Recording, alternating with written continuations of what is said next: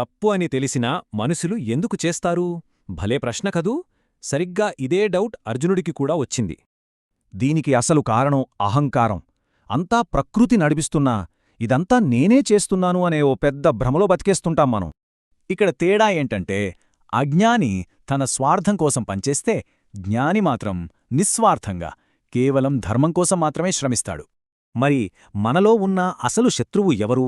అదేనండి, కామం, అంటే అదుపు లేని కోరిక. ఇదే మనల్ని తప్పుదోవ పట్టించేది. తీరని ఒక చిన్న కోరిక మెల్లగా కోపంగా మారుతుంది. ఆ తర్వాతేమవుతుంది? ఆ కోపమే మన ఆలోచనా శక్తిని సర్వనాశనం చేస్తుంది.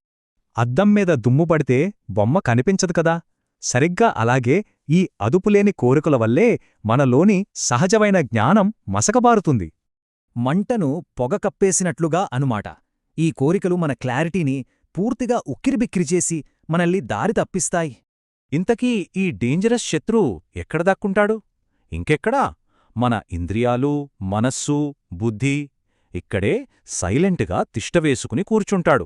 అందుకే నిజమైన యుద్ధం బయట ఆయుధాలతో చేసేది కాదు.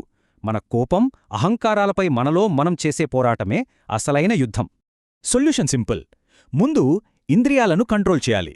తర్వాత మనస్సును స్థిరపరచాలి. ఫైనల్గా బుద్ధిని పూర్తిగా పవిత్రం చేసుకోవాలి. ఇలా చేస్తే ఏమవుతుందంటే మన అసలు క్యారెక్టర్ బయటపడుతుంది. కోరికలను పూర్తిగా జయించి అంతులేని ప్రశాంతతను మనం సొంతం చేసుకోవచ్చు.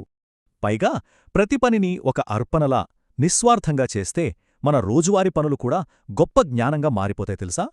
సింపుల్గా చెప్పాలంటే అహంకారం భ్రమ పెడుతుంది, కోరిక నాశనం చేస్తుంది. వీటిని దాటేసి మనసును గెలవడమే అసలైన గెలుపు. మనస్సును జయిస్తే ప్రపంచాన్ని జయించినట్టే. భలే ఉంది గదా!